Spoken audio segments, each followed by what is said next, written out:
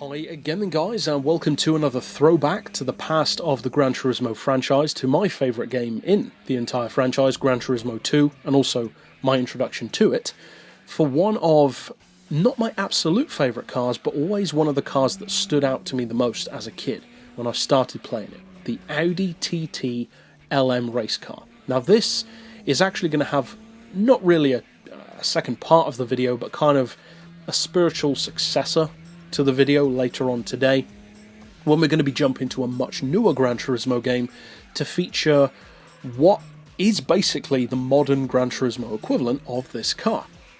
Because although the baseline of the TT Quattro is a real vehicle, of course, this one isn't. It's a fictional race car, and the one which we're going to feature later on is also a fictional race car, but in this exact same series of GT Masters, which encompasses all things GT style race car.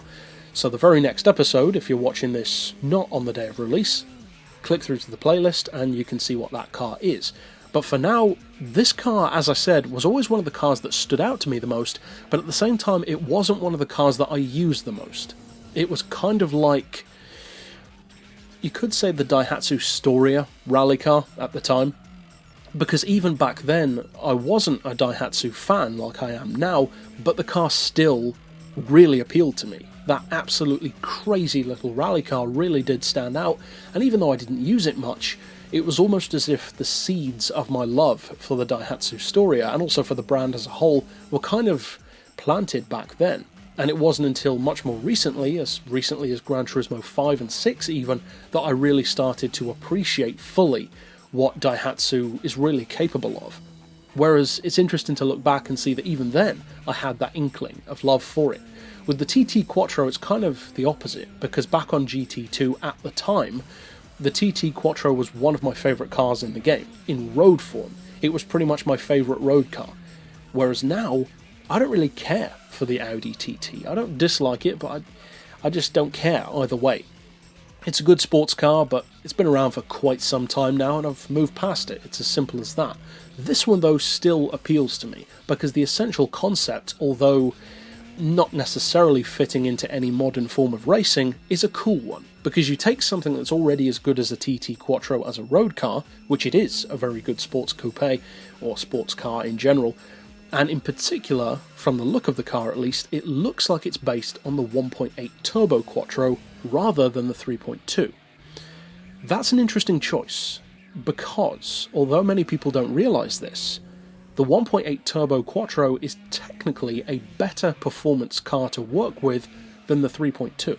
Because although the 3.2 has, in production form, more power and torque, as you would probably assume a bigger engine car would have, it's actually not as good for tuning. Because the 3.2 has a good engine for producing what I would call lazy power and lazy torque, in a similar way to a Golf R32. It's easy to get power out of the engine, and the engine never really feels like it's working that hard. That's a great setup to have, and in a production sense, it tends to make the car more reliable. However, if you're talking pure performance and wringing a huge amount of power out of a smaller engine, well then something like a 1.8 or a 2 litre, think Mitsubishi Evo, Subaru WRX, or this one, you can get big numbers out of small engines thanks to turbocharging, and that's what this one has. Now I do believe, although we're not told, that this one has the 1.8 engine. It definitely has the 1.8 bodywork underneath the visual upgrades, so it's not too far a stretch to think that it's probably that engine as well. Or of course, a fictionalized version of it, because for those who maybe don't know, the top of the line TT Quattro from the first generation has the 1.8 engine. It's called the TT Quattro Sport, and it's a super rare version. Somebody near me actually owns one, a silver one. All of them have a distinctive black roof, even though it is a hard top. It's got a 2-seat layout with the back seat stripped out to save weight, and it puts out the power of the 3.2, but from the 1.8 engine. And that's the top of the line, the best one you can get. And it would seem that they went for a similar choice with the race car. Now that engine puts out 544 horsepower, and I would say maybe even a more impressive 498 pound-feet of torque. Those are great numbers to have in a TT Quattro, but then when you add on top of that the fact that it only weighs 970 kilos, but still has all-wheel drive, that is great. In fact, that's excellent. Now, the horsepower per tonne still isn't insane, because the power isn't insane to begin with. It's got 561, which is really good, but not quite as high as you might assume given how lightweight it is. It's only 70 kilos more than a Toyota GT1. That's pretty amazing for a TT Quattro.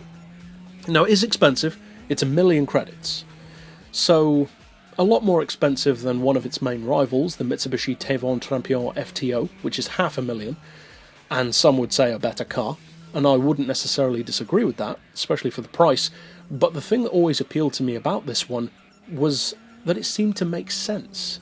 It had all of the advantages of a road-going TT Quattro, but then turned each of those up to 11, so drop the weight even more. Increase the power, but not necessarily by much, because it doesn't need to have an insane Espace F1 or Escudo level power to get the job done. Now, the handling isn't completely forgiving, but if you tune it and drive it correctly, the TT-LM can be a deceptively good race car, and it is definitely one that's worth checking out if you go back to play GT2. But that's it for this pick overall. Of course, I'll see you guys later on today, in fact, for, in effect, the successor to this car. And for now, as always, thanks for watching.